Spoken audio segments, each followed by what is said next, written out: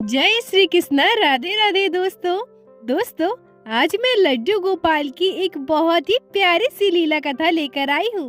भक्त और भगवान के बीच में एक अद्भुत लीला जिसे सुनकर आपका हृदय भी प्रसन्न हो जाएगा।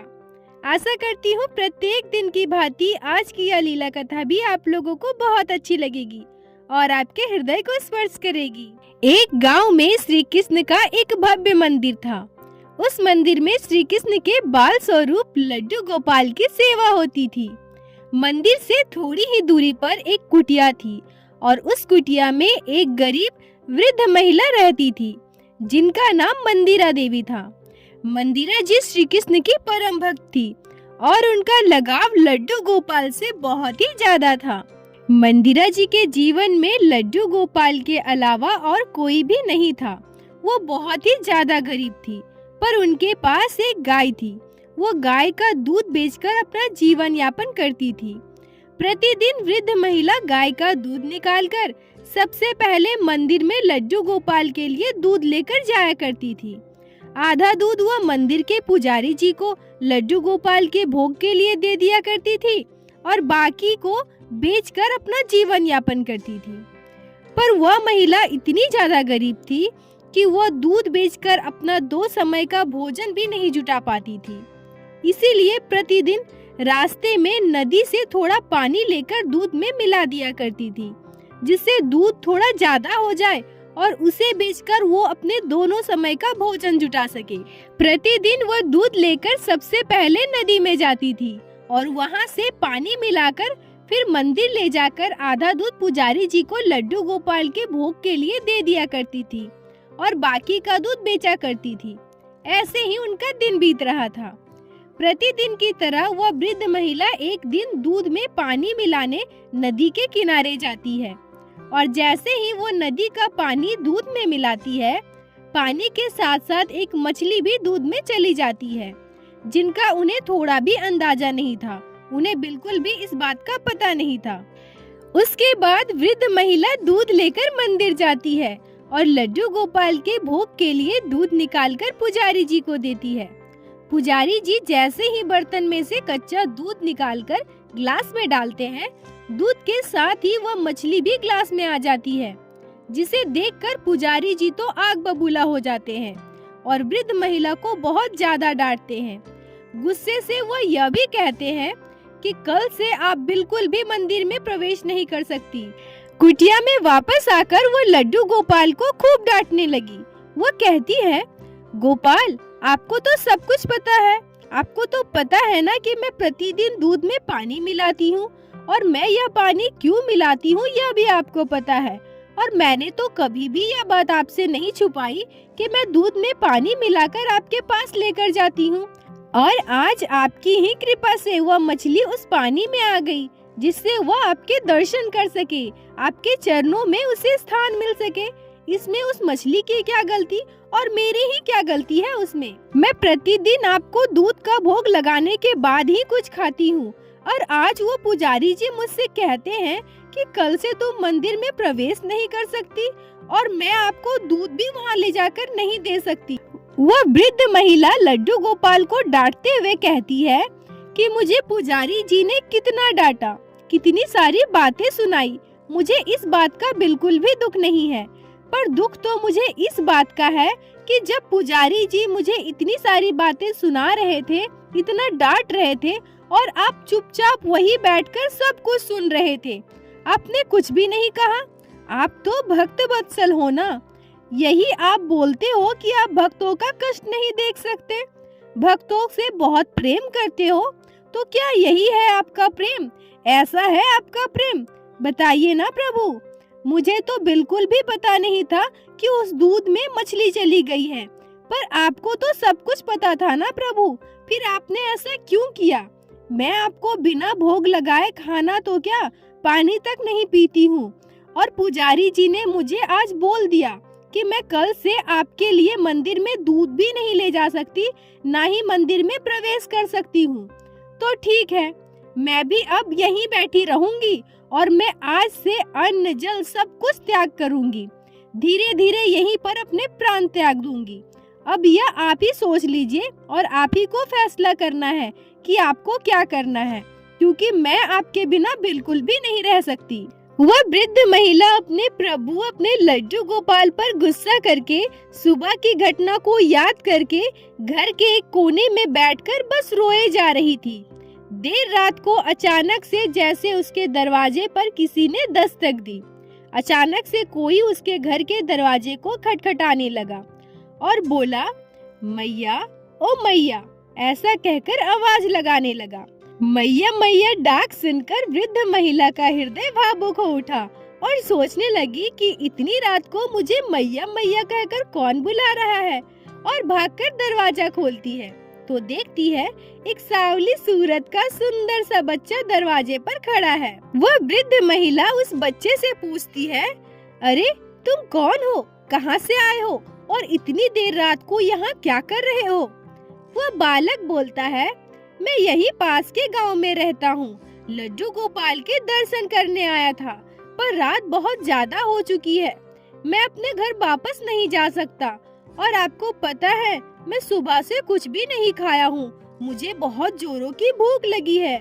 मैया आप मुझे कुछ खाना दे सकती है, और मुझे बहुत तेज नींद भी आ रही है, क्या मैं आपके घर में सो सकता हूँ? उस बच्चे की मधुर वाणी में वृद्ध महिला खो जाती है, जैसे उस बच्चे की आवाज में जादू था। वृद्ध महिला बच्चे से कहती है, अरे ये तुम कैसी बात कर रहे हो, जल्दी से अंदर आओ और इसे अपना ही घर समझो। वह बच्चा घर के अंदर आता है और कहता है कि मुझे सुबह से बहुत भूख लगी है, आपके पास कुछ खाना है तो मुझे दे दीजिए ना। तब वृद्ध महिला कहती है, बेटा आज सुबह से मेरे घर में चूल्हा भी नहीं जला है, मैंने कुछ भी खाने के लिए नहीं बनाया है, तुम थोड़ी देर इंतजार करो, मैं तुम्हारे लिए कुछ खाना बनाकर लाती हूँ। तो बच्चा बोलता है, अरे बाप रे, मुझे इतना देर इंतजार करना पड़ेगा, अगर आप खाना बनाने गई तो बहुत समय लगेगा और मैं इतना इंतजार नहीं कर सकता, मुझे बहुत जोरों की भूख लगी है, आपके पास जो भी है आप मुझे वही दे दीजिए, मैं वही खा लूँगा। वृद्ध महिला बोलती है कि बेटा मेरे घर में तो कुछ भी नहीं है, अगर तुम्हें कुछ खाना है तो मुझे बनाना ही पड़ेगा। फिर वह लड़का बोलता है कि मैंने बाहर देखा, आपके आंगन में एक गाय बंधी हुई है, अगर आपके घर में दूध है तो आप मुझे वही दे दीजिए, मैं वही पी लूँगा। वृद्ध महिला कहती है, ठीक है बेटा, तुम्हें बासी दूध पीने की कोई जरूरत नहीं है, मैं अभी जाकर ताजा दूध निकाल कर लेकर आती हूँ।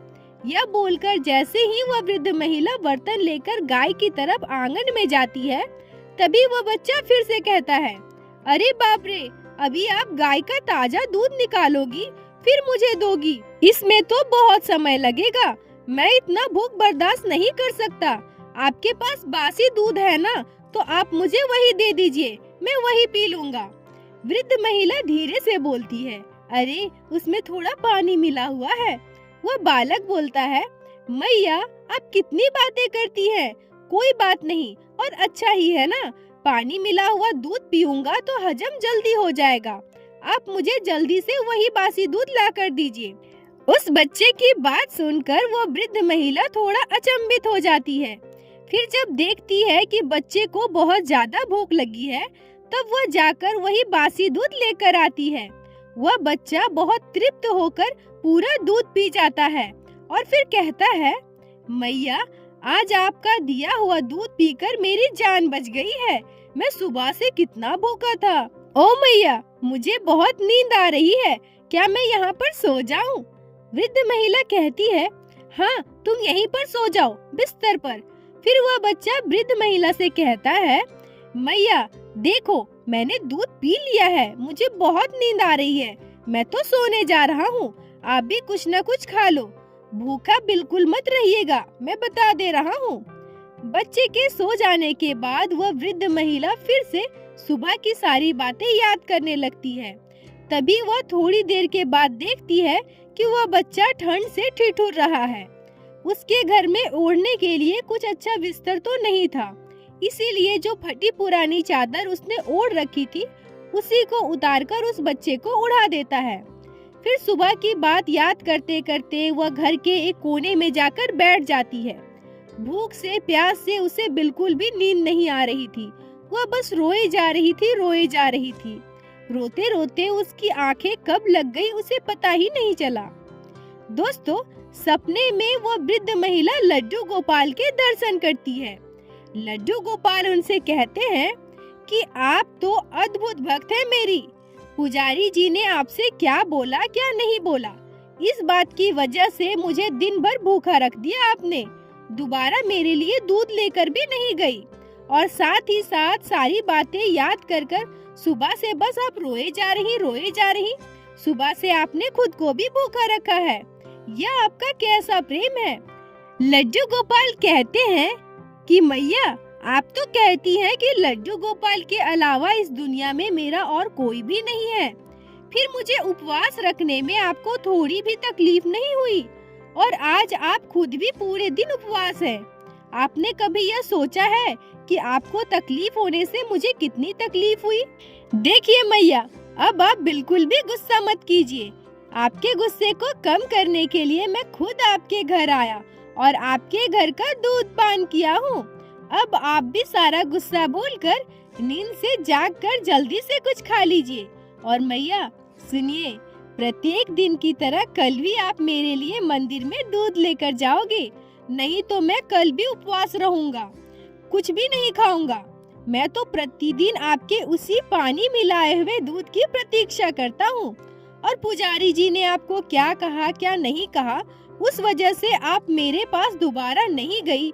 मैया, यह मैं बिल्कुल भी नहीं सह सकता। और मैया, कल आप मेरे लिए दूध लेकर मंदिर में जरूर जाना। पुजारी जी आपसे कुछ नहीं कहेंगे। यह बोलकर लड्डू गोपाल अंतर ध्यान हो जाते हैं।